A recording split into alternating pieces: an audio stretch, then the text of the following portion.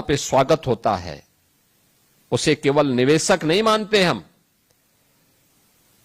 वह यूपी के विकास का इन्वेस्टर पार्टनर के रूप में वह यूपी के गवर्नमेंट के विकास के साथ सहभागी बनकर के कार्य करता है। क्योंकि जो भी निवेशक यूपी के अंदर निवेश करता है वह यूपी के विकास का हमारा सहयात्री है। क्योंकि वह निवेश ही नहीं करता है, एम्प्लॉयमेंट भी देता है यूपी के लिए, यहां के नौजवानों के लिए। यहां के नौजवानों का कोई स्किलफुल भी बनाता है, इसमें भी उसका योगदान होता है। और इस दृष्टि से हर निवेशक को हम प्रदेश के अंदर स्वागत करते हैं। आज यूपी के पास नीतियां हैं, 34 सेक्टोरल पॉलिसीज किसी के पास नहीं, यूपी के पास है। एफडीआई की एक डेडिकेटेड पॉलिसी यूपी के पास है, फॉर्च्यून 500 की पॉलिसी यूपी के पास है। और यूपी आपके पास 25,000 हेक्टेयर का एक बड़ा लैंड बैंक केवल यमुना एक्सप्रेसवे इंडस्ट्रियल अथॉरिटी के पास हम विकसित करने जा रहे हैं। बीडा एक नया इंडस्ट्रियल सिटी के रूप में हम डेवलप करने जा रहे हैं। यहां पे होगा हमारे पास 56,000 एकड़ लैंड, रोड की कनेक्टिविटी, रेल की कनेक्टिविटी, एयर की कनेक्टिविटी, ये कानपुर और झांसी के बीच में बनने जा रहा है। और मैं चाहूंगा आपको, एनसीआर में तो बहुत हो रहा है, एनसीआर के बाहर भी अब हमें देखने की आदत डालनी चाहिए। बदले हुए परिवेश में आज देखो ना, इतना टूरिज्म यूपी के अंदर आ रहा है। गत वर्ष यूपी के अंदर 156 करोड़ टूरिस्ट यूपी के अंदर आया था। आप सोचो, उस ताकत को सोचो।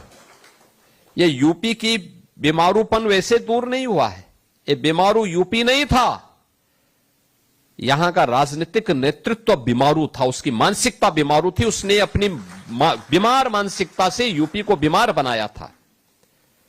यूपी तो अनलिमिटेड पोटेंशियल का राज्य था। अनिर्णय की स्थिति, गुंडों के पीछे दुम दबा करके चलने की प्रवृत्ति, उन माफियाओं के सामने नतमस्तक होने वाला राजनीतिक नेतृत्व यूपी को बीमारू बनाया था। यूपी बीमार नहीं था, यूपी को उस बीमार मानसिकता ने बीमारू की श्रेणी में लाकर के खड़ा किया था। और जब स्वस्थ मानसिकता के साथ संचालित करने वाली डबल इंजन की सरकार आई, आज यूपी बीमारू नहीं, आज यूपी देश का इकोनॉमी का ब्रेक थ्रू बन चुका है। भारत की अर्थव्यवस्था का एक ग्रोथ इंजन के रूप में अपनी भूमिका का निर्वहन कर रहा है। और मुझे प्रसन्नता है, तेजी के साथ अलग अलग सेक्टर में बड़े पैमाने पर निवेश आज यूपी के अंदर हो रहा है। आपने देखा होगा, अभी गत वर्ष गत माह प्रधानमंत्री जी से हम लोगों ने पिछले 2 महीनों में आपने देखा होगा, पहले फरवरी माह में प्रधानमंत्री जी के कर कमलों से हम लोगों ने नोएडा इंटरनेशनल एयरपोर्ट का उद्घाटन करवाया था, भारत का सबसे बड़ा एयरपोर्ट। अनुमान करिए, इस एयरपोर्ट में कार्गो की फैसिलिटी भी है और एमआरओ की भी फैसिलिटी वहां पे देने जा रहे हैं। पहला एयरपोर्ट होगा जिसमें एमआरओ की सुविधा होगी। अभी 15 जून से वहां से डोमेस्टिक की सेवाएं शुरू होने जा रही हैं, इसके बाद फिर इंटरनेशनल सेवाएं प्रारंभ हो जाएंगे। कितना बड़ा हब बनने जा रहा है, कोई अनुमान करेगा? सभी प्रकार की सुविधाओं से संपन्न। और मैं धन्यवाद दूंगा यहां के यमुना अथॉरिटी के सीईओ CRK सिंह जी को और उनकी पूरी टीम को, जिन्होंने लग करके उस एयरपोर्ट को एक समय सीमा के अंदर पूरा करने के लिए अपना एक सकारात्मक योगदान दिया। और आज वह एक नई ऊंचाई को प्राप्त कर रहा है। वहां बहुत संभावनाएं हैं। ये जो लेटर ऑफ अलॉटमेंट आपको उपलब्ध कराए गए हैं, ये केवल भूमि के आवंटन नहीं है, ये भूमि सोने की भाव है वहां की आज के दिन पर। ये केवल यूपी का नहीं और केवल भारत का नहीं, बल्कि दुनिया की सबसे इस समय उर्वरा भूमि है। ये निवेश की सबसे अच्छी उर्वरा भूमि है और वहां की संभावनाओं को वही समझ पाएगा जो आप वहां जाकर के स्वयं देखेगा। और मुझे लगता है यही संभावना आपको पूरी यूपी के अंदर देखने को मिलेगी। बहन और भाइयों, मैं जानता हूं आज से 9 वर्ष पहले हम लोग गोरखपुर में भी, जब गोरखपुर में किसी निवेशक से कहते थे कि आप निवेश करिए, वो हंस करके टाल देता था।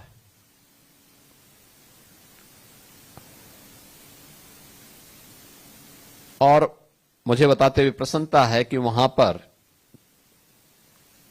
पिछले 5 वर्ष में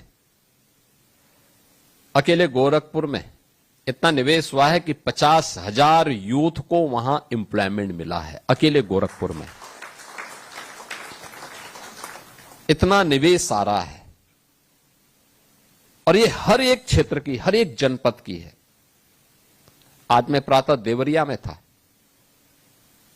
देवरिया में एक कार्यक्रम में था। मेरे साथ हमारे एक वरिष्ठ मंत्री भी थे। हम लोग जब चौपर से उड़े तो मेरी नजर एक इंडस्ट्री पे पड़ी। मैंने उनसे पूछा, मैंने कहा ये इंडस्ट्री यहां पे कौन सी है? उन्होंने कहा ये पेपर मिल है। आप सोचे देवरिया में पेपर मिल चल रही है और भय मुक्त वातावरण में निवेशक निवेश करता है। बेहतर कनेक्टिविटी है, लैंड बैंक है, हर प्रकार की सुविधाएं उन्हें उपलब्ध करवा रहे हैं। कोई गुंडा टैक्स नहीं, कोई भी किसी प्रकार का कोई भय नहीं, और उस वातावरण में आपको काम करना पड़ रहा है। इसलिए मैं कह रहा हूं एनसीआर में तो निवेश हो ही, एनसीआर के बाहर भी यूपी के अंदर आप जाएंगे, एक विस्तृत उत्तर प्रदेश को देखने का अवसर प्राप्त होगा। लोकल स्तर पर अच्छी स्किल मैन पावर आपको उपलब्ध होगी, स्थानीय स्तर पर रोजगार प्राप्त होगा, तो उसकी टाउनशिप की समस्या का समाधान भी वहां स्थानीय स्तर पर होगा। आपको अच्छी संख्या में महिलाओं को उसमें रोजगार देने का अवसर प्राप्त होगा। अब वह समय गया जब लोग कहते थे शाम को 6 बजे के पहले बेटी घर में आ जाए। मेरे पास एक बार यूपी की महिलाएं एक प्रस्ताव लेके आई, कहा साहब अगर पुरुष नाइट शिफ्ट में काम कर सकता तो हम क्यों नहीं कर सकते? हमने कहा हम संशोधन करेंगे, आपको इस सुविधा उपलब्ध करवाएंगे अगर आप करना चाहते हैं। और हम लोगों ने औद्योगिक विकास विभाग से कहा, सभी विभागों से कहा, हमने कहा सुरक्षा की व्यवस्था अपने यहां करो, अलग से उनको सुविधा दो।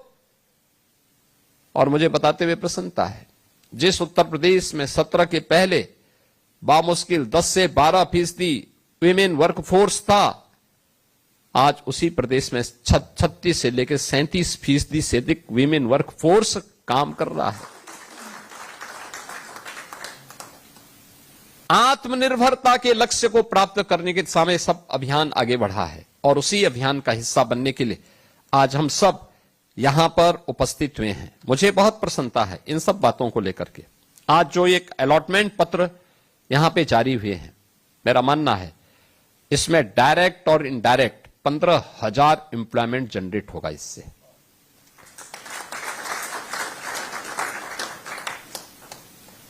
इसमें रिन्यूएबल एनर्जी के लिए है, बैटरी मैन्युफैक्चरिंग के लिए, electronics and electrical device manufacturing के लिए, आईटी एंड डाटा प्रोसेसिंग के लिए, अपैरल और एमएसएमई, एडवांस इंडस्ट्रियल कंपोनेंट्स जैसे क्षेत्र में भी यह निवेश एक नई गति प्रदान करेगा। याद रखना